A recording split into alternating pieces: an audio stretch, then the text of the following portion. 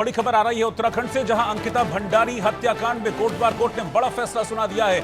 इस मामले में तीनों आरोपियों को उम्र कैद की सजा सुनाई गई है। पुलकित, सौरभ और अंकित, ये तीनों आरोपी जिनका दोष साबित हो गया था, उन्हें दोषी सिद्ध आज किया गया, दोषी करार दिया गया और अब फैसला आ गया है जिसमें तीनों को उम्र कैद की सजा सुनाई गई है। सितंबर 2022 का यह मामला, जब अंकिता भंडारी लापता हो गई थी अचानक से और बाद में 24 सितंबर को चीला नदी से अंकिता का शव मिला और इसके बाद हमने देखा था कि कैसे ऋषिकेश और उत्तराखंड पूरा जलने लगा था। इस मामले में क्योंकि एक पॉलिटिकल इन्वॉल्वमेंट थी, इस मामले में पुलकित आर्य नाम का जो इस रिजॉर्ट का संचालक था वो बीजेपी नेता का बेटा था और उसका मैनेजर और डिप्टी मैनेजर ये दोनों इस कांड में उसके साथ थे। आरोप था कि अंकिता को जबरदस्ती देह व्यापार में धकेलने की कोशिश कर रहे थे। जब अंकिता ने कहा कि वो खुलासा कर देगी इस बात का, तो बेरहमी से कत्ल करके अंकिता के शव को इन्होंने नहर में बहा दिया था और परिवार लगातार इंसाफ का इंतजार कर रहा था। पिता ने तो ये तक कह दिया था कि मैं चाहता हूं कि मेरे जीते जी मेरी बेटी को इंसाफ मिले। संजय श्रीवास्तव, उत्तराखंड के ब्यूरो चीफ, इस वक्त हमारे साथ बने हुए हैं। संजय, उन पिता को क्या लग रहा है कि आज इंसाफ मिला? क्योंकि उन पिता को मैंने सुना था और उनका यह कहना था कि मैं चाहता हूं कि मेरी आंखें बंद होने से पहले इंसाफ की आंखें खुलें और मेरी बच्ची को इंसाफ मिले। उन्हें लगता है कि उम्र कैद इंसाफ है। देखिए, वह 28 सितंबर का काला दिन था 2022 का, जब यह घटना घटी। पूरा देश, उत्तराखंड की मैं बात नहीं कर रहा, पूरा देश उस समय ये सोचने पे मजबूर हो गया था कि देवभूमि जैसी जगह में ये दानव कहां से आ गए और जिस तरह से इन्होंने हरकतें की थी ये माफी योग्य नहीं थी। और इन्हें जो आज निर्णय सामने आया है, आप ये कह सकते हैं इसके हकदार थे, लेकिन परिजन, माँ बाप होता है, माँ बाप इससे संतुष्ट अभी भी नजर नहीं आ रहे हैं। तो सर ये मान के आप चलिए कि इनको भले इन तीनों लोगों को उम्र कैद की सजा हो गई हो, लेकिन माँ बाप कहीं से भी अभी संतुष्ट नहीं है। उनका कहना था कि मौत के बदले मौत, और जैसा उन्होंने हत्या की थी उनका यह कहना था इन्हें मृत्यु दंड दिया जाए, क्योंकि एक 22 साल की बच्ची को बरगला के फुसला के उसे गलत ढंग से मैं संजय आपके पास लौट रहा हूं। एक मिनट, उन तीनों हैवानों की तस्वीर इस वक्त मैं दिखा रहा हूं। ये तीनों, पुलकित, अंकित और सौरभ, ये तीनों लोग जो इस हत्याकांड में इन्वॉल्व थे, उनकी तस्वीरें आप देख लीजिए। पूरा देश इन तस्वीरों को देख ले जरा ध्यान से। पहला ये शख्स है पुलकित आर्य, जो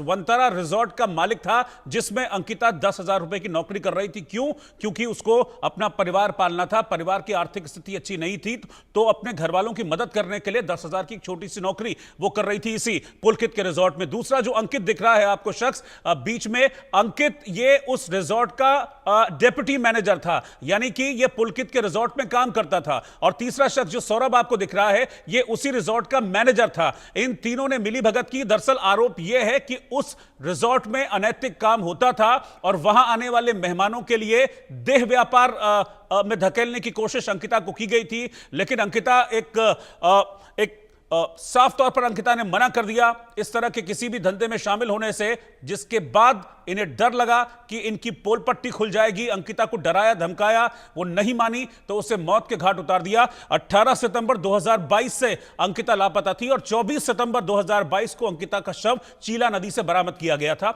और अंकिता के उस मर्डर के पीछे यही तीनों हैवान शामिल थे। फिलहाल इन तीनों को आज दोषी करार दिया गया और अब इन तीनों को उम्र कैद की सजा सुनाई गई है। मैं चाहूंगा संजय श्रीवास्तव के पास। संजय, वो ऐसा इंसिडेंट था, वो एक ऐसी घटना थी और खासतौर पर देवभूमि के लिए बहुत बड़ा दाग था वो, क्योंकि देवभूमि कहते हैं और वहां इस तरह के दानव बसते नहीं हैं, लेकिन वो इंसिडेंट अंकिता का वो बहुत बड़ा दाग था देवभूमि पर। इस पे पैच कर दे। संजय सुन पा रहे हैं?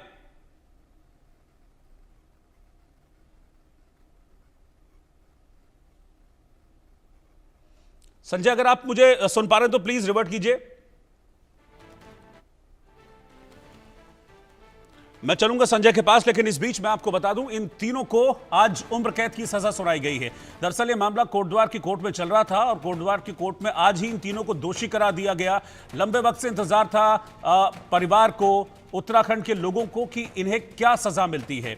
अंकिता के जो दोषी हैं उन्हें क्या सजा कोर्ट देती है। तो तीनों को उम्र कैद की सजा सुनाई गई है। हालांकि जो माँ बाप हैं, जो परिवार है, वो ये चाहते थे कि उनकी बेटी की जान इन्होंने ली है, तो इसके बदले में इन्हें फांसी पर लटकाया जाना चाहिए, लेकिन कोर्ट ने इन्हें उम्र कैद की सजा सुनाई है। इस मामले में अब लॉयर क्या कह रहे हैं वो देखते हैं जरा। तीनों आरोपी पुलकित तारे, गौरव भास्कर और तीनों को जो अभियुक्त थे, तीनों को 302 धारा में और जो विभिन्न धाराएं और लगी थी उनमें दोषी सिद्ध कर दिया गया। और दोनों पक्षों के वकीलों से उस पर बोलने के लिए कहा गया कि वो जिरह करने के लिए कहा गया। तो जो पुलकित तारे के अधिवक्ता थे उन्होंने कहा कि कम से कम सजा दी जाए, और इधर जो अभियोजन पक्ष के अधिवक्ता थे उन्होंने इस बात को कहा है कि सजा के साथ साथ कठोर से कठोर सजा दी जाए और सजा के साथ साथ अंकिता भंडारी के जो परिवार को मुआवजा दिया जाए जिससे कि उनके आंसू पोंछे जा सके। तो आप ये समझिए कि करीब 2 साल 8 महीने तक ये केस चला। इस दौरान बहुत सारी सुनवाइयां हुई। करीब 97 के आसपास जो गवाह हैं उनकी पेशी इस दौरान हुई। 500 पन्नों की ये चार्जशीट थी जो पुलिस ने एक लंबी जांच के बाद तैयार की थी। हालांकि मैं आपको ये बता दूं कि जिस वक्त ये मामला सामने आया था उस दौरान बहुत सारा पॉलिटिकल डेवलपमेंट्स भी उस दौरान हुए थे, क्योंकि जो पुलकित आर्य नाम का ये आरोपी है, जो दोषी है, वो एक नेता का बेटा था, बीजेपी नेता का बेटा था, और उस वक्त इस तरह की चीजें सामने आ रही थी कि कहीं प्रेशर तो नहीं है। हालांकि बाद में इस मामले में बीजेपी ने एक्शन लिया था और पुलकित के पिता को पार्टी से निष्कासित कर दिया था। संजय श्रीवास्तव मेरे साथ इस वक्त जुड़ गए हैं। संजय, ये बहुत बड़ा बदनुमा दाग था देवभूमि उत्तराखंड पर इस तरह की वारदात होना, और इसने पूरे देश, पूरी दुनिया को हिलाकर रख दिया था इस वारदात ने। जी जी जी जी जी जी रोहित जी।